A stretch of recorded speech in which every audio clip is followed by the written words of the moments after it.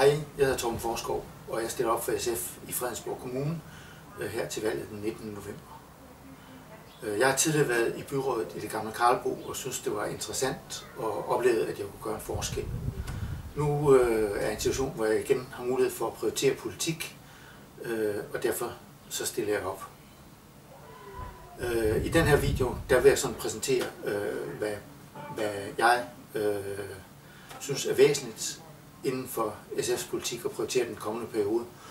Men selvfølgelig stiller jeg op på hele SF's program.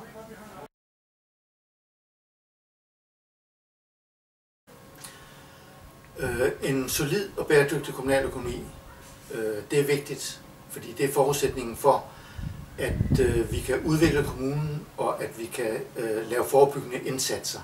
Udviklingen af kommunen drejer sig ikke kun om en fysisk udvikling, det drejer sig også om udvikling af fagligheder, så man til stadig kan gøre tingene bedre.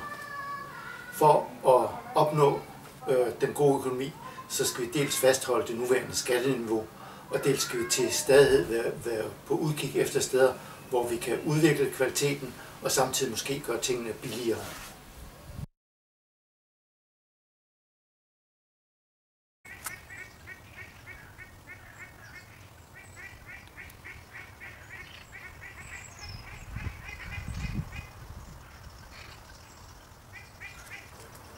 Hej, vi står her i parken ved Egedal, og det gør vi, fordi jeg har en drøm om, at byens hus, eller bibliotek, eller medborgerhus kommer til at ligge heroppe i skoven med udsigt ned over søen, så vi udnytter parkens herlighedsværdi. SF har i mange år kæmpet for, at vi fik sådan et hus, og nu har vi fået det på budgettet i 15, og så er det væsentligt at kæmpe for, at det bliver der og bliver til en realitet.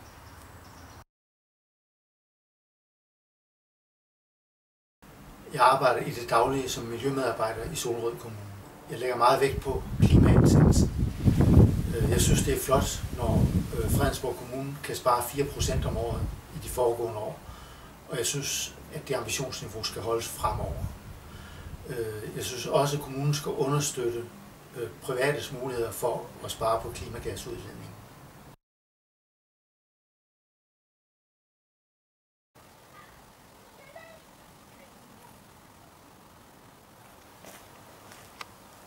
Mange af kommunens stier er fra 70'erne, hvor kommunerne blev udbygget, og de er derfor kommet i vedligeholdelsesalderen. Det skal vi have gjort noget ved.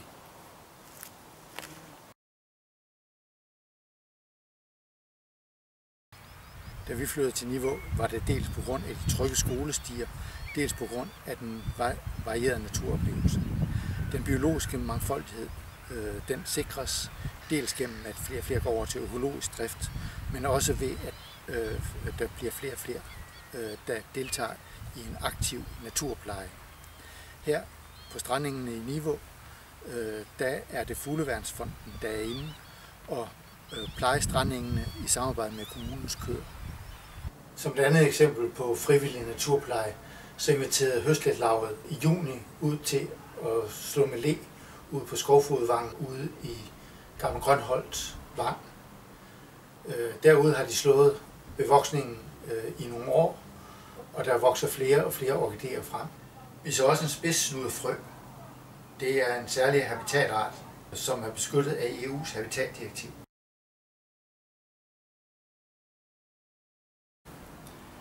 Det er vigtigt, at borgerne føler sig mødt med værdighed, når de kommer til kommunen og eventuelt har nogle problemer. Jeg tror langt de fleste, de vil gerne være en del af samfundet og yde en indsats efter de evner, de nu har.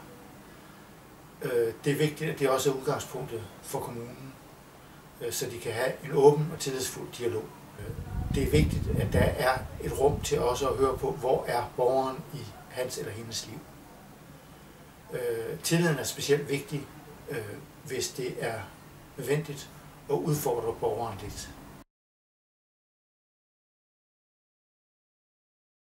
Som lejer i alment byggeri oplever jeg, at en del sociale udgifter de afholdes over huslejen. Det synes jeg ikke er rimeligt. Jeg synes, det skal fordeles på alle skatteborgere. Jeg vil gerne være lejernes stemme i et nyt byråd. Det var, hvad jeg havde for denne gang. Jeg håber, du vil stemme på mig eller på en af mine partikammerater til valget. den 19. november. Tak fordi du lyttede.